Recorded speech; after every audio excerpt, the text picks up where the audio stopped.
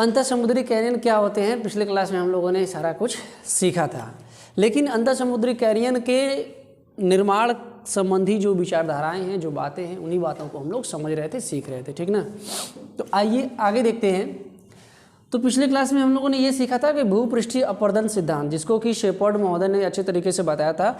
एक नाम उसमें और यहाँ से थोड़ा सा हम लिख देते हैं, समझ लो, है ना। भूपृष्ठीय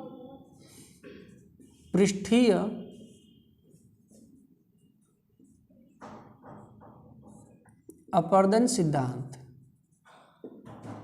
ठीक। देखो, एक विद्वान थे डाना महोदय ने 1863 में भूपृष्ठीय अपवर्तन सिद्धांत से संबंधित अपना सिद्धांत दिया था। एक और विद्वान थे शेपर्ड महोदय ने भी, जैसा कि हमने कल की क्लास में आपको बताया था कि शेपर्ड महोदय ने अपना जो है कि योगदान दिया था, इसके बारे में बताया था, ठीक है। तो अगर भूपृष्ठीय अपवर्तन सिद्धांत नहीं पता हो तो आप उसको देख लेंगे, समझ लेंगे जा करके पिछले क्लास में, है ना, देख करके वहाँ पे सारा कुछ क्लियर कर लेंगे, ठीक है। तो ओशिनोग्राफी की सीरीज चल रही है और धीरे धीरे करके हम लोग अगले जो है कि 10 से 12 क्लासेज में कोशिश करेंगे कि ओशिनोग्राफी को अच्छी तरीके से कंप्लीट कर लिया जाए।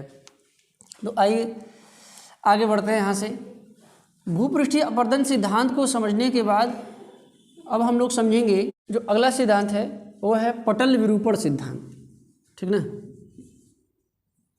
अगला सिद्धांत कौन सा है? पटल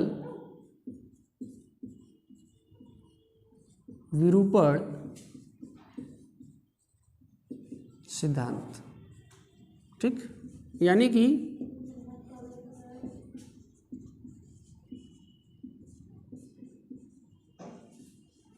डायस्ट्रोपिक थियरी, समझिए इसको। अंतर समुद्री कैनियनों के निर्माण के बारे में हम लोगों ने भूपृष्ठीय अपवर्तन सिद्धांत समझा था, एक बार उसको बता देते हैं। भूपृष्ठीय अपवर्तन सिद्धांत क्या होता है कि कहा जाता है कि नदियों द्वारा किए गए अपवर्तन की वजह से जब समुद्र तल नीचे हो गया था, जब समुद्र तल नीचे चला गया था, तो नदियों ने जो अपवर्तन किया महाद्वीपीय मग्न तटों पर और मग्न ढालों पर, उसी के कारण महाद्वीप अंतर समुद्री कैनियंस का निर्माण हुआ था। लेकिन पटल विरूपणी सिद्धांत यानी कि डायस्ट्रोपिक थियरी ये कहती है कि महासागरीय नितल में विरूपण होने के कारण, है ना, मतलब महासागरीय पटल में विरूपण होने के कारण, वलन होने के कारण, समवलन होने के कारण, है ना, ग्राबिन और नापी जैसी स्थलाकृतियाँ वहाँ भी बन गई। वो प्रक्रियाएं महासागरीय नितल में भी चली, जिसकी वजह से अंतर समुद्री कैनियनों का काफ़ी गहराई में निर्माण हुआ। तो इस सिद्धांत को कहते हैं क्या? पटल विरूपण सिद्धांत, डायस्ट्रोपिक थियरी। क्लियर? जैसे कि इसमें जो कैलिफोर्निया के पास में जो अंतर समुद्री कैनियन पाए जाते हैं, हडसन के पास में अंतर समुद्री कैनियन पाए जाते हैं, सेंट लॉरेंस कैनियन है ना, हडसन कैनियन और सेंट लॉरेंस कैनियन पटल विरूपणी सिद्धांत को वेरीफाई करने वाले सबसे अच्छे उदाहरण हैं, ठीक है। साफ साफ ये देखा जाता है कि पटल विरूपण होने की वजह से, मतलब समुद्री नितल के एक दूसरे पर उलटने पलटने की वजह से, अगर सीधे शब्दों में कहें तो अंतर समुद्री कैनियन का निर्माण हुआ था। तो इस सिद्धांत को बोलते हैं पटल विरूपण सिद्धांत। जो दूसरा सिद्धांत है इससे संबंधित वह है पंक प्रवाह और भूस्खलन सिद्धांत। पंक प्रवाह और भूस्खलन सिद्धांत है, ठीक ना। यानी कि mud flow and landslide theory, mud flow and landslide theory. समझिए, पंक प्रवाह और भूस्खलन सिद्धांत क्या कहता है? वह शेपर्ड महोदय ही थे, है ना, जिन्होंने यह परिकल्पना की कि नदियों द्वारा लाए गए अवसाद जब समुद्रों के नितल में पहुंचते हैं, है ना, जो पंख बन जाता है, पंख यानी कि मड का मतलब समझिए कि कीचड़। तो जब मड का प्रवाह होता है तो मड के प्रवाह होने की वजह से भी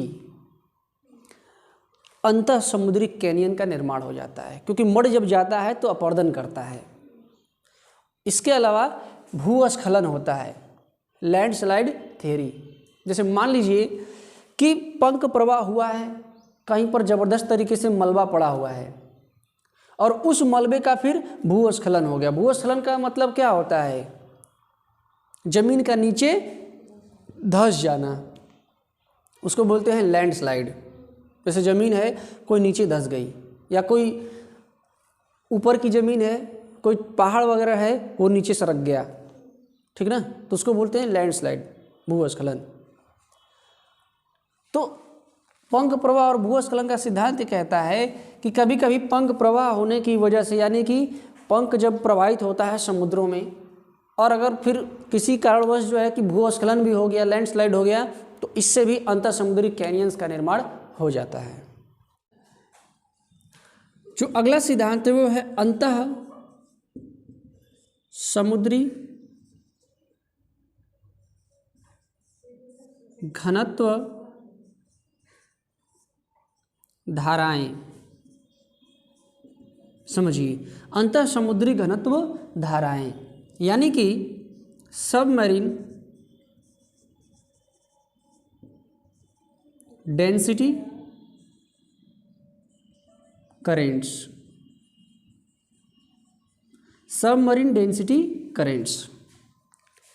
अंतः समुद्री घनत्व धाराओं के विषय में दो नाम याद रखिएगा, ठीक ना, सोलेस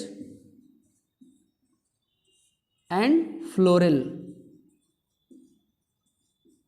सोलेस और फ्लोरेल जैसे विद्वानों का कहना था कि समुद्र की गहराइयों में, यानी कि महासागरीय नितल पर, कभी कभी जल का घनत्व तो इतना ज़्यादा हो जाता है और जल इतना ज़्यादा ठंडा हो जाता है कि वहाँ वह तरंगों के कारण जो है संचरण करने लगता है।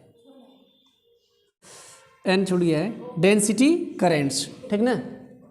तो सोलेस और फ्लोरेल जैसे विद्वानों ने यह बताया कि देखिए जल का घनत्व, जब देखिए जल ठंडा होता है तो उसका घनत्व ज़्यादा होता है ना, तो जब ठंडा होगा तो उसका घनत्व ज़्यादा होगा, जल नीचे बैठेगा, तो जब जल नीचे जाता है तो उसमें तरंगीय गति उत्पन्न हो जाती है उसके घनत्व के कारण, ठीक ना। तो घनत्व के प्रभाव में आकर के जो करेंट्स उत्पन्न होती हैं उनके वजह से भी अंतः समुद्री कैनियंस का निर्माण हो जाता है। तो थोड़ा थोड़ा ये समझना है, क्योंकि ये बहुत ज़्यादा आपसे एग्जाम में पूछा नहीं जाएगा, ठीक ना, बहुत ही ज़्यादा पूछा नहीं जाएगा, हल्का हल्का इसको समझ लेना है, ठीक ना। और है भी क्या, बहुत ज़्यादा कुछ ऐसी बात तो इसमें है नहीं।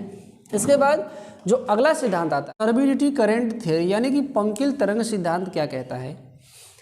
पंकिल तरंग सिद्धांत ये कहता है कि अगर मड फ्लो हो रहा है और मड फ्लो अगर तरंगों के रूप में तेजी से होने लगा, लगभग यह सिद्धांत इसी सिद्धांत से मिलता जुलता है, ठीक। अंतर समझिए, अंतर समुद्री घनत्व धाराओं की बात क्या है कि ये कहता है कि जब घनत्व बहुत ज़्यादा हो जाता है, अत्यधिक हो जाता है, तो वह क्या करता है कि महासागरीय नितल के तली पे दबाव डालता है ना, नितल पर बहुत ज़्यादा दबाव डालता है, जिससे धाराएं उत्पन्न होती हैं और अंतःसागरीय कैनियंस का निर्माण हो जाता है, ठीक। या फिर जैसे डेली महोदय ने कहा था, डेली महोदय ने क्या कहा समझिए, डेली महोदय का कहना था कि जब हिमयुग आता है, हिमयुग आता है तो समुद्री जो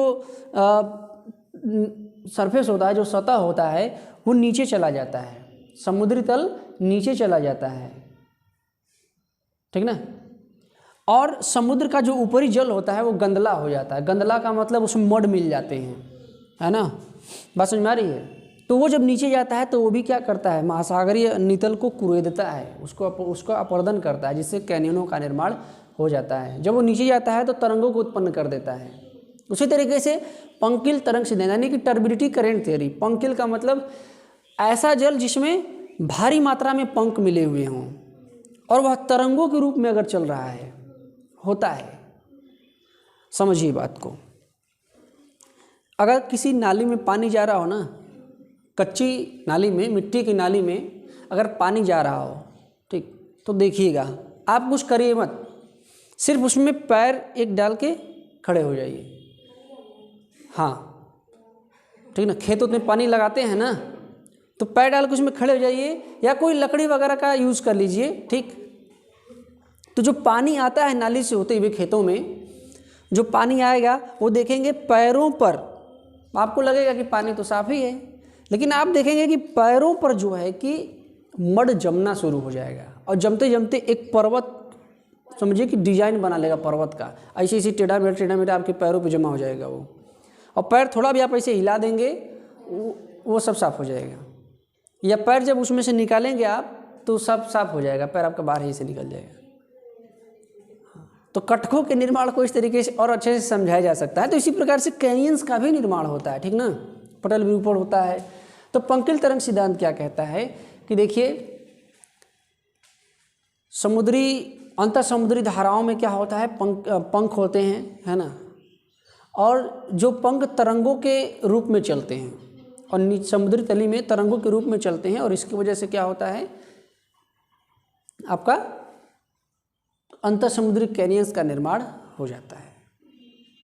कभी कभी क्या होता है कि पंकिल तरंग सिद्धांत की आलोचना भी की जाती है, जैसे ग्रैंड बैंक के पास आए भूकंपों से कई प्रकार के कैनियनों का निर्माण हुआ है।